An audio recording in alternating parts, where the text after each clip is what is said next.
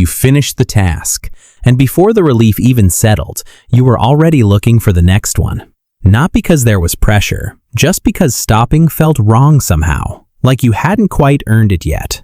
Most people would call that a work ethic, a personality trait, something to be proud of.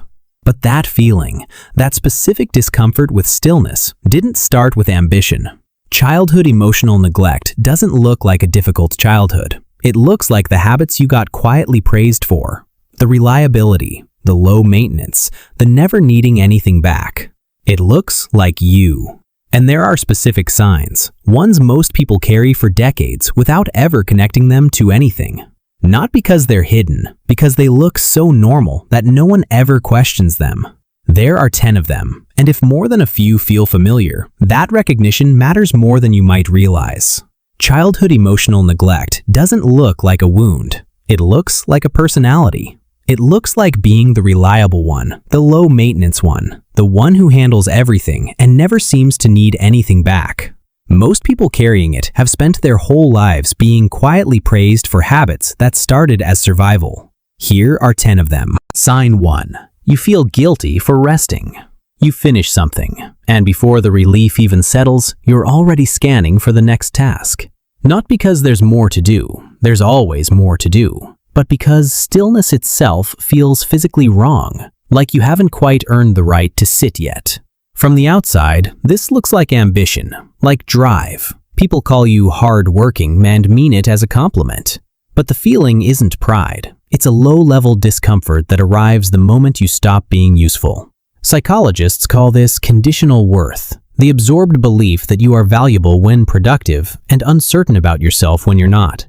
Nobody taught you this directly. You absorbed it from an environment where being busy was the only version of you that seemed to register. Rest doesn't feel like recovery. It feels like a question you don't have the answer to yet.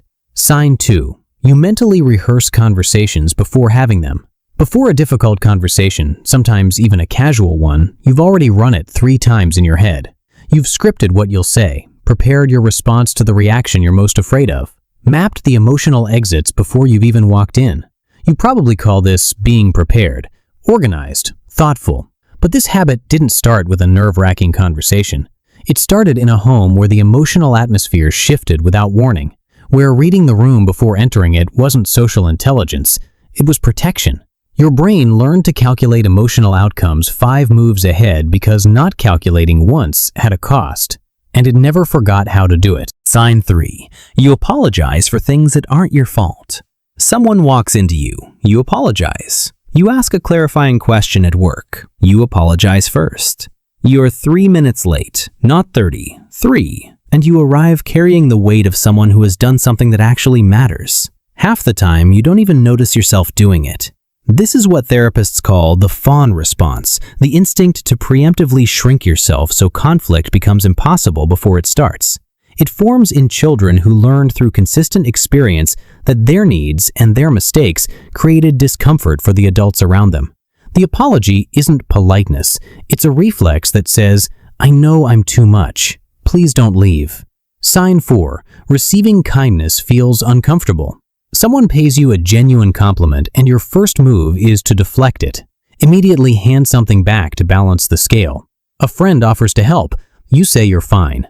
You're not fine, but accepting feels stranger than struggling alone. Someone says, "I've got you," and instead of exhaling, something in you tightens. From the outside, this looks like independence, humility even.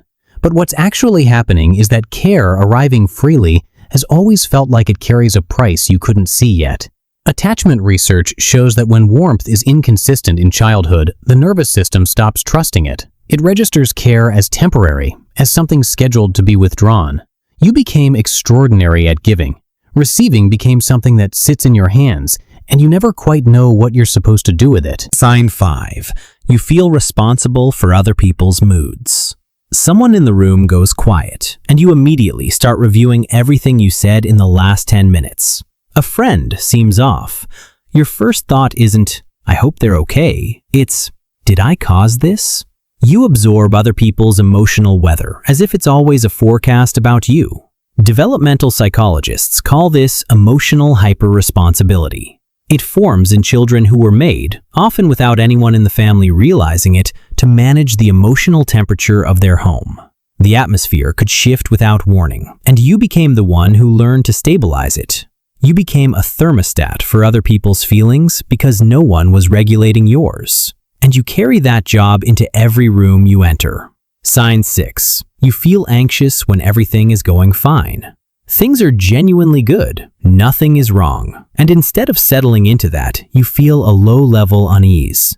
You start scanning for what you must be missing. You remind yourself it won't last. This looks like pessimism from the outside, like an inability to enjoy good things. But trauma researcher Bessel van der Kolk found that when a nervous system is trained early on emotional unpredictability, calm stops registering as safety. It starts registering as the pause before something breaks. Because in childhood, that's often exactly what calm was. The quiet period between disruptions. The breath before the shift. Peace becomes something you wait out, rather than something you live in. Sign 7. You don't know what you actually want. Someone asks what you want for dinner. Simple question, and there's a blankness there that genuinely doesn't match the stakes. You look at the menu. Everything seems fine. Nothing seems right. The server comes back twice, and you feel a mild internal pressure that has nothing to do with pasta. You've felt that same blankness in bigger moments too. What do you want from this relationship? From this job? From your life? And the honest answer, the one you rarely say out loud, is, I don't know. I genuinely don't know. Children whose desires go consistently unacknowledged don't develop broken preferences. They develop buried ones. They grow so skilled at reading what everyone around them needs that the path back to their own inner world quietly closes over. The wants are still there, somewhere underneath everything. You just stopped knowing how to reach them. Sign 8. You can describe your emotions without actually feeling them. Someone asks how you're doing, and you answer accurately. Completely, with just enough detail to sound honest. I think I've been a bit anxious lately. I guess that situation did affect me more than I expected. True, all of it true, but spoken from a slight distance, like you're reading a report about someone who happens to share your name. You've probably noticed this yourself. The words are right, but the feeling isn't fully there. Like the emotion is happening one room over and you're narrating it through the wall. Psychologists call this alexithymia. A disconnection between what the body experiences and what the mind consciously registers. A child whose emotions were consistently ignored doesn't stop having feelings. They stop listening to them. Because listening for years produced nothing. No response, no acknowledgement, no relief. The body kept speaking. The mind learned slowly to change the channel. Sign 9. You struggle to ask for help even when you desperately need it. You will manage alone, long past the point where asking would be reasonable. You'll find workarounds, exhaust yourself, let something go entirely rather than say the words out loud. And when the need finally becomes undeniable, when asking becomes unavoidable, there's a specific shame in it that doesn't match the size of the request. From the outside, this looks like fierce independence, self-sufficiency, strength. But it isn't that. It's the internalized expectation that the need will be denied, minimized, treated as an inconvenience. Because that happened enough times, early enough, that asking started to feel more dangerous than struggling alone. You didn't learn to be independent. You learned that needing things wasn't safe. Sign 10. Silence from someone you care about feels unbearable. Someone you care about takes a few hours to reply, and you feel it, not just the weight of the wait. Something in you begins quietly preparing, not for an awkward conversation, but for the permanent kind. That response doesn't match what's actually happening. You know that. And yet, early attachment research found that when emotional presence is inconsistent in childhood, silence stops registering as neutral. It registers as withdrawal, as the removal of whatever warmth had briefly been available. Every unanswered message now carries something much older than a text. It carries the weight of a child who learned to read silence as the beginning of being left. Look at all 10 of these together, and something becomes clear. None of these habits appeared randomly. Every single one began as an adaptation. A child reading the room before entering it. A person shrinking preemptively.